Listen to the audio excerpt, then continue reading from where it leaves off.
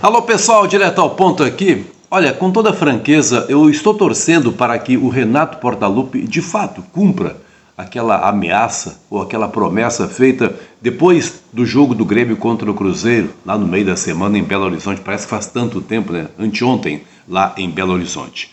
Que o Renato efetivamente pare de dar entrevistas.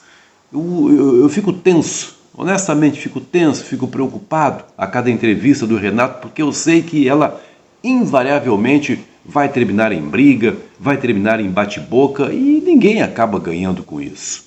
O Renato, ele nada agrega a pessoas que estejam interessadas em entender o que é que aconteceu dentro de campo. É diferente, o Renato é diferente do auxiliar técnico dele, o Marcelo Salles. Marcelo Salles é um cara que, nos jogos em que comandou o Grêmio, sentava, respondia as perguntas, dizia por que havia tomado tal decisão, por que a marcação era feita de tal forma, por que o time ele se comportava taticamente de um jeito ou de um outro.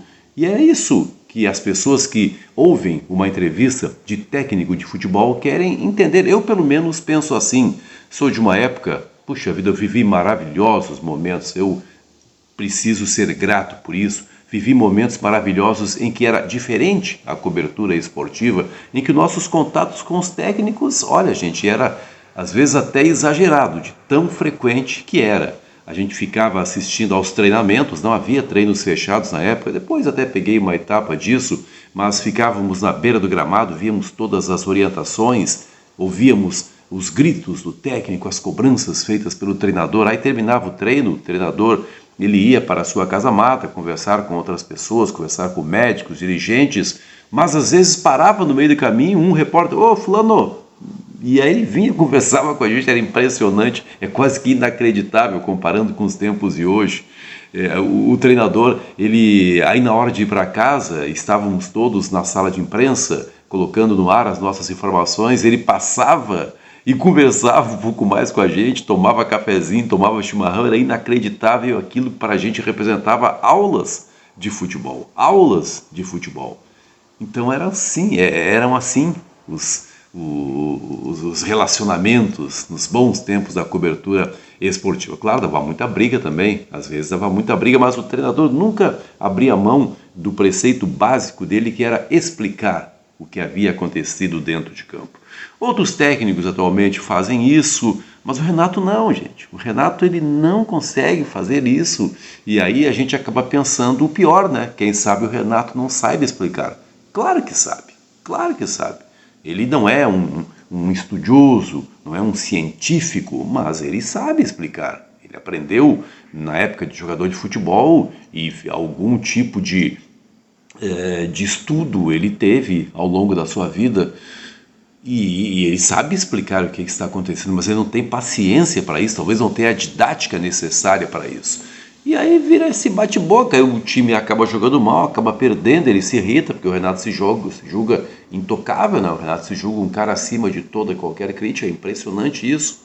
É impressionante isso. Ninguém consegue colocar na cabeça do Renato, olha, você é um ser humano, você está sujeito na condição de técnico de futebol, às vezes, a sofrer derrotas, não pode ficar bravo com isso, tem que entender as coisas, mas não. O Renato, acho que foi depois que construíram a estátua, que ele passou a se julgar um cara acima do bem e do mal. Então, francamente, o que a gente vai tirar daí? Se o Grêmio ganhar, por exemplo, eu acho que o Grêmio vai ganhar o jogo, acho que haverá essa combinação de resultados. O Grêmio, matematicamente, acredito nisso, vai no domingo se garantir na Série A. O Renato vem com tudo, mas vem com tudo, vem cuspindo marimbondo, vai brigar com todo mundo. Para quê? Qual será o ganho de tudo isso? E se o Grêmio perde? É uma possibilidade, é um jogo de futebol, como é que estará o Renato? Irritado, aí talvez seja mais agressivo do que foi no meio da semana. Alguém poderá dizer, mas ele prometeu que vai explicar exatamente o que quis dizer com aquelas ameaças.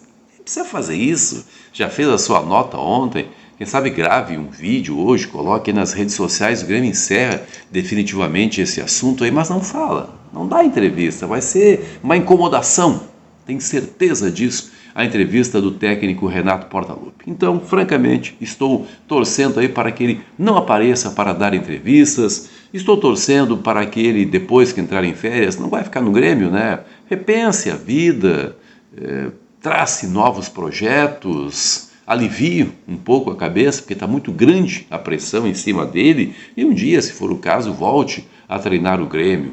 Mas nesse momento acho que tem que ser cortada de vez essa relação com o técnico Renato Portaluppi. Eu sei, há muitas pessoas que gostam dele, mas mesmo essas pessoas que gostam do Renato, francamente, falem para mim aqui, vocês veem algum benefício numa entrevista do treinador do Grêmio?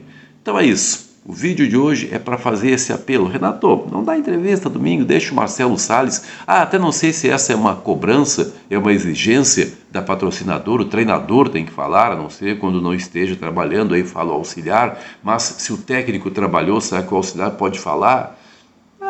Mudem essa regra, tantas regras são mudadas aí no futebol brasileiro, não é isso que vai terminar com a organização do nosso futebol. Sem Renato, seria um final de semana assim de alívio.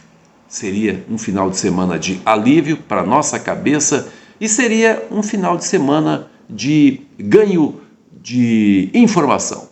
Marcelo Salles falando ali, se ganhar, maravilhosamente vai explicar o que funcionou, se perder, vai explicar por que perdeu. Assim, eu pelo menos penso assim. Grande abraço, obrigado pelo seu carinho com esse canal. Até a próxima!